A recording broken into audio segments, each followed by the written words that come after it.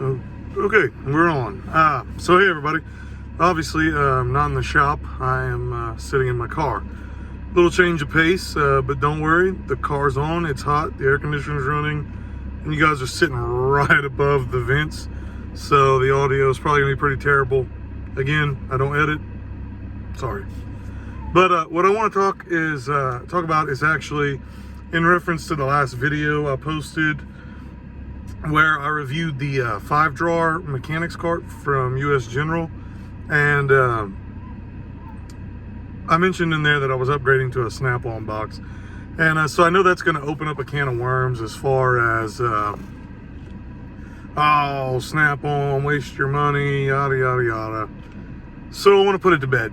I do. I'm tired of it. I'm tired of the everything on Facebook and YouTube and everywhere else.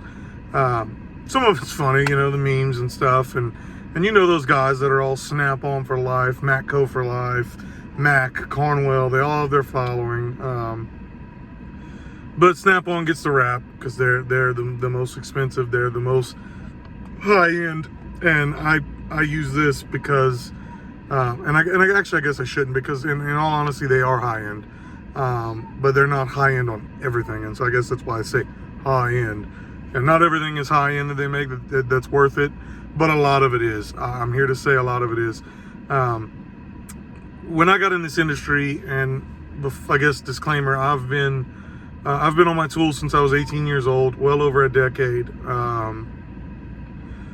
So I've been on tools. I've trusted my life, quite technically, to Klein, to tool brands such as Klein. When I climbed power line poles, I did commercial and industrial electrical work. I did instrumentation work, oil and gas measurement, and mechanic work as well, over the course of probably a decade and a half.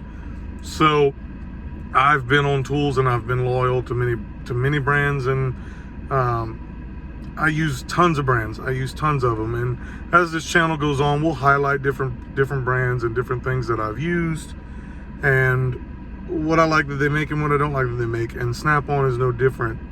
So what I ended up doing was I got rid of the US General box and a small 5-drawer Craftsman box, one that you just get at Lowe's and places like that, a little cheaper box, you know, $150 box. And what I was running into is what I run. I have a 55-inch box, top and bottom, and it's a Husky and a Craftsman. It's a mixed match pair, and they work great for the drawer setup that I have, but I was spilling over, and so I went into that Craftsman box, and then I filled the Craftsman box up, and then I was in the US General cart, and this was stuff I had in my shop here at home. And finally it just got to the point where I outgrew the US General box here at home, and well, at work I took it back home and I just brought the crap that was in it. And if I knew I had a job coming up, I'd bring it back from home to work and back and forth. My trunk of my car stayed full of tools. I had stuff stacked on top of the boxes of the lids, so when I'd go to get something, I'd have to move a lot of stuff. Anyhow, it just got to be a pain. And so people may say, well, why didn't you just go get another Husky, you know, from Home Depot? Why didn't you go get another US General? And I did. I thought about it. I did my diligence on it. And what happened was, you know, I've been on my tools a long time, and I'm at the point in my life where I can start buying a few nicer things, especially the things that make me money. And oh, a toolbox doesn't make you money. No, but it protects my investment. Okay, I do believe in that. Half the boxes I had, I couldn't even lock. And I trust the guys in my shop. I have a great shop, but I don't trust the customers that walk through our shop, or what happens when I'm not there on a weekend or after hours when nobody's around. I lock my box, okay? And so I believe in protecting. I mean, I have thousands of dollars worth of tools. I like to make sure they're protected. And that any locking box can do that. There's nothing special about the one I bought. But what happened was, and what it comes down to, and what I'm relaying in this video, is that my Snap-on guy was running a promotion. Okay, it was like a $6,400 box. By the time the rebates came in, and what he gave me and what I traded in those 2 cheap boxes. I got rid of the US General and the little Craftsman, and just by trading in anything, it qualified me for some more money on rebates. And what it all boiled down to was I ended up paying $3,900 for it, with $1,000 worth of tools of my choice off the truck. Okay, plain and simple. That was the best deal I had around, because I have been shopping for months. I shopped tops and bottoms, the 44, the 26 even, which I thought was going to be too small. So the 44 and the 56, I believe it was, inch US General box, the Husky box, another 55 Husky like I had. I looked at some of the Craftsman boxes.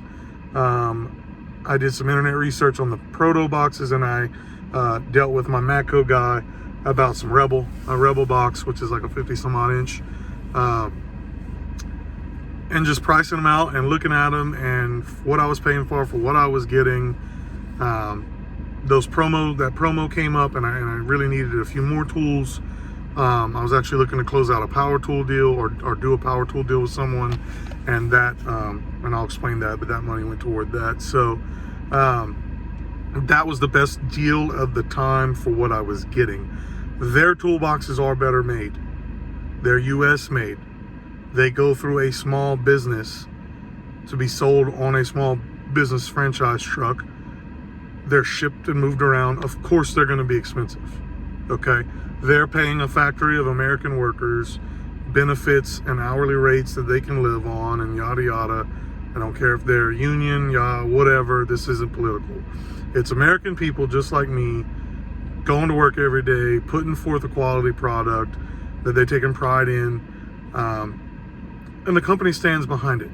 My problem with Craftsman now is nobody stands behind it.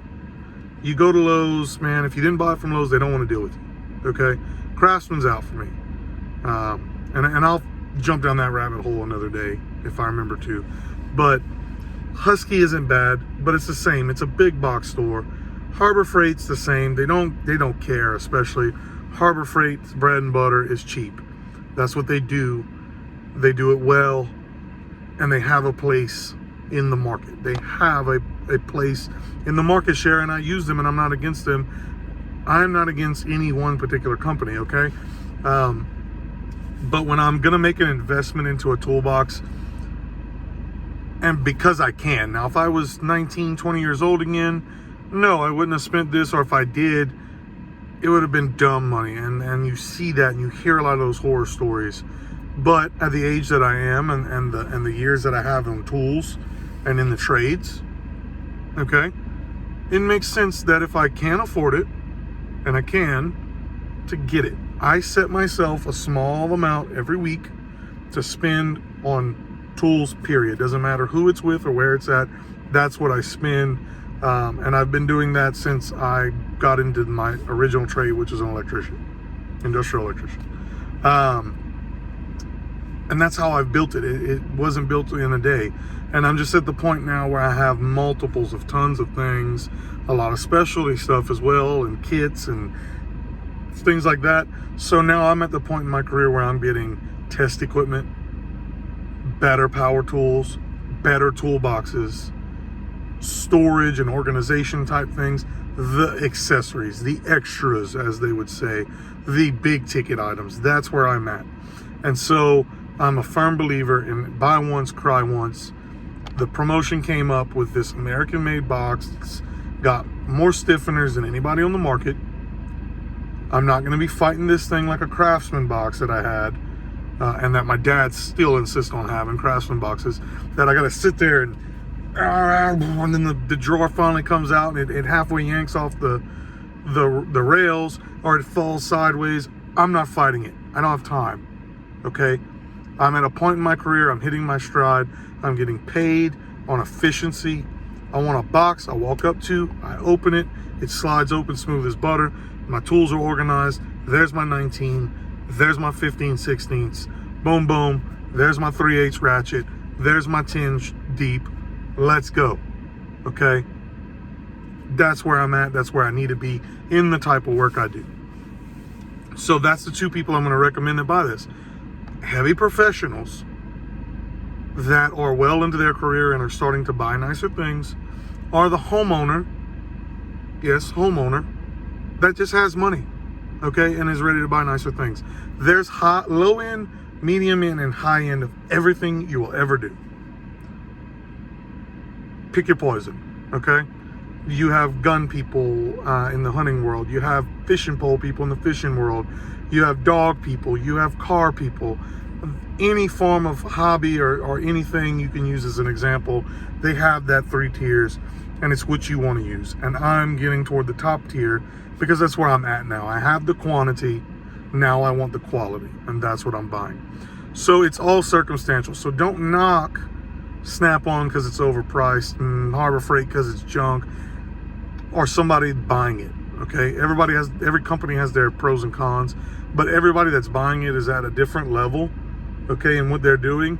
And as long as they're making a sound financial decision and thinking it through, even if that is your business, which it's not most of the time. I don't give unsolicited advice, except to guys that I know very, very well, young guys in our shop that come to me with things, and there's very few of them in my past, in my career.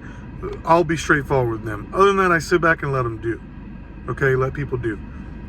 But you, if you're making this decision, if you're watching this video to make this decision, you need to be thinking it out where you're at and what's going to be the best deal for you, okay? Where's the promotion? What's the final cost, and what am I getting for the final cost, okay? It comes down to price per unit, like when you're grocery shopping, all right? I'm at Sam's Club, and I'm buying T-bone steaks, and now this whole rack, it's expensive, but when I break it down by the ounce, I'm paying X amount of dollars less than what I do at regular Walmart for less amount. So the upfront dollar amount is more, but the per unit dollar is less, okay? Use that philosophy when it comes to this higher end stuff, okay? My total price is more right now than what I am here, but instead of my unit price, how much am I getting for my dollar? How much quality am I getting per my dollar? How much longevity am I getting for my dollar? What is my lifespan? This toolbox I bought is a lifetime toolbox. My US General was a great toolbox, but it has a working lifespan of maybe 15 years. And there's, I'm going to get in the comments, I'm sure, there's, oh, I've got 40 something years on my US General, on my Craftsman. Cool. You're the exception, not the rule. Plain and simple. Okay? So when it gets down to this, just know where you are for what you're buying, and make the good decision there. And then even if it's not necessarily the best decision, you may be like me, and this may be your hobby even, and you want to do it and you're willing to swing it and make the sacrifice, that's good for you. It's different strokes for different folks. So I wanted to put this to the bed. When it comes down to anything Snap-on, anything Matco, Cornwell, Harbor Freight, Husky, Milwaukee versus DeWalt versus Snap-on, in the power tool thing, this all goes for it. Put it all to bed. It's circumstantial. Now, it's where you're at, what you prefer, where your dollars are, what's the best sale price, okay? Because in honesty, all this stuff, and I would say Snap-on's a little different. They're still kind of their own, but they do own stuff like Williams and other companies. But the vast majority of all these tool brands, power tool brands, oh, I'm this guy, I'm a Milwaukee guy. Why are you buying a Snap-on power tool? Oh, what you running DeWalt for? I'm a Milwaukee guy. Oh, Rigid's better. That's that whole rabbit hole that I'm sure we'll get down one day. Okay? Wake up, people. There's a small handful of companies that own all these brands. They're not individual companies anymore. And guess what? When they went in and they bought that individual company and turned it into one of their brands, eventually they put their rules and regulations in there, and they cheaped it out most of the time. Milwaukee's cheap. DeWalt's cheaper now. It happens. Stanley used to be a great company. It's cheap down, and they just own a bunch of people now. It happens to Proto. It has happened to Klein. It happens to everybody. When the big parent company comes in, or the holding company comes in and buys it, they were able to buy it for a reason. Either one, it was greed, or they were failing. Okay, in today's market, they were maybe overbuilding stuff, and that's what made them great, but it didn't make them profitable. The parent company comes in, they buy it, they run it right the same way for a little while, putting little changes in to keep the customer base happy. And then within 3-4 years, they're implementing full on their policies and procedures to cut the corners, to make it more efficient, to do what they got to do. And the product is usually what suffers, and it goes down in quality enough, and then becomes profitable in today's market. That's the world we live in. Get over it. At this point, brands really almost mean nothing. Ford versus Chevy versus Dodge, there's almost no difference anymore. It's not. I'm sorry, it's not like the old days. So what it boils down to is where you're at personally, where you're at financially, and where the best deal is. At the end of the day, that's it. That's how I justified it. And I just want maybe to impart a little wisdom on somebody that's trying to make a hard decision between anything, not just tools. And you can use this mindset, this thought process, and help you make a decision. So thanks, guys. Have a good one.